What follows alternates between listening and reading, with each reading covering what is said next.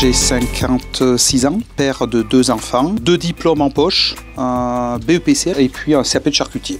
L'histoire Guèze a commencé en 1933 avec Julien et Jeanne Guèze, mes grands-parents, repris par Raymond, mon père, et puis André, ma maman. Et aujourd'hui, le siège social est à Vernoux-en-Vivarais, dans le cœur de l'Ardèche. Mon épouse est à mes côtés. Le seul problème qu'on a, c'est que je lui demande plus qu'un autre collaborateur. Donc c'est toujours très compliqué pour elle. Elle a beaucoup de courage de me suivre et de m'avoir accompagné jusque-là. De transformer une charcuterie de village, comme on en voyait beaucoup, à une petite PME qui aujourd'hui compte 132 salariés. Puis, au lieu de faire grandir cette entreprise, on a décidé d'accrocher des petites entreprises autour, d'amener des petites PME qui avaient une vraie histoire comme nous. On est aujourd'hui sur deux autres rachats pour pouvoir continuer cette charcuterie de région, cette charcuterie de terroir. Aujourd'hui, c'est la mode, mais nous, ça a été pas une mode, c'est une ligne de fond et une ligne de conduite qui est là depuis 91. Des croissances comme ça, surtout dans notre milieu, qui est un milieu très concurrentiel, c'était loin d'être gagné. Notre entreprise est une entreprise très familiale, toujours la société qui vit au milieu. Donc en fait, j'ai pas 2 enfants, j'ai 3 enfants, Julien, Marie et puis la société. On vit depuis très longtemps à 5 à la maison. Je crois que tout ce qui a développé ça, c'est en fait de m'entourer de bons collaborateurs. Je suis un chercheur d'os. Je cherche, je gratte, je vais essayer de trouver des idées et il y en a beaucoup à jeter, beaucoup qui sont pas bonnes, mais à un moment, on trouve des choses sympas et puis voir dans mes collaborateurs lequel pourrait être intéressé pour grandir, parce que dans une entreprise, ce qui est important aussi, c'est de faire grandir les hommes. Ça a toujours été très fort en moi. Et donc, je laisse l'os à mon salarié. Du coup, je peux aller en chercher un autre.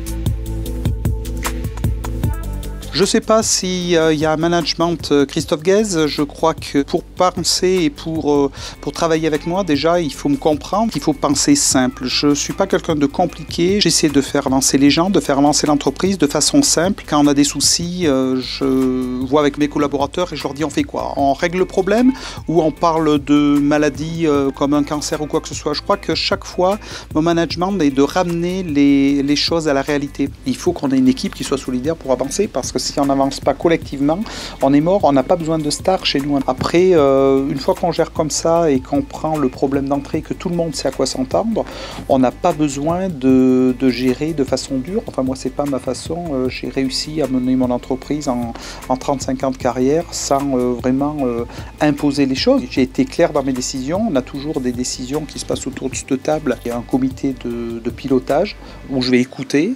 C'est pas un conseil des ministres, mais pas loin. Et puis après, je dois faire une synthèse pour prendre une décision, comme chaque chef d'entreprise. J'ai l'opportunité d'aller régulièrement dans les écoles de commerce ou d'ingénieurs pour leur parler de la vraie vie et de leur dire que le rêve américain n'existe pas qu'aux États-Unis, il existe aussi chez nous et que ce qu'on apprend à l'école, soit c'est important et ça va gagner du temps sur le temps.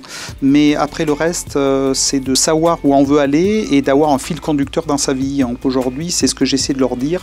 Essayez d'être un peu constant dans votre façon de voir l'avenir, parce que l'avenir va très vite. On attaque le travail et quand on est passionné, quand on fait son travail, on est en apprentissage et puis après on est à la retraite, on n'a pas compris ce qui s'est passé au milieu.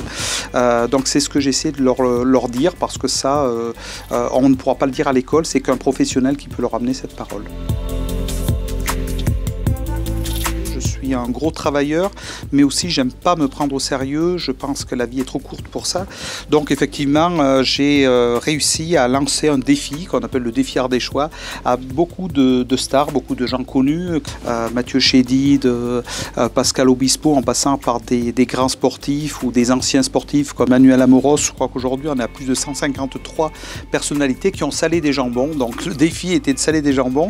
C'est une idée tellement stupide que je pensais pas que ça puisse marcher un quart de seconde, comme quoi tout peut marcher du moment qu'on y met un peu du cœur, et de rendre un petit peu du bonheur, et rendre du bonheur dans nos métiers. Quand vous travaillez dans le froid, l'humidité, c'est quand même pas extraordinaire. Donc cette fierté de recevoir des stars, de recevoir des gens qui viennent comprendre votre métier, effectivement ça a été une façon pour moi de dire aux gens, vous voyez, même les plus grandes stars s'intéressent au métier que vous faites. Alors mes métiers, c'est quand même du saucisson et du jambon, c'est uniquement de la charcuterie, mais avec ça on a pu avoir une retombée très intéressante et très importante. Avoir des amis économiques et des copains, parce que beaucoup sont devenus des copains, oui, c'est très très important. On a pu, grâce à plein d'associations, des ardéchoises, dromoises, drômes ardéchoises, se rencontrer, se brasser.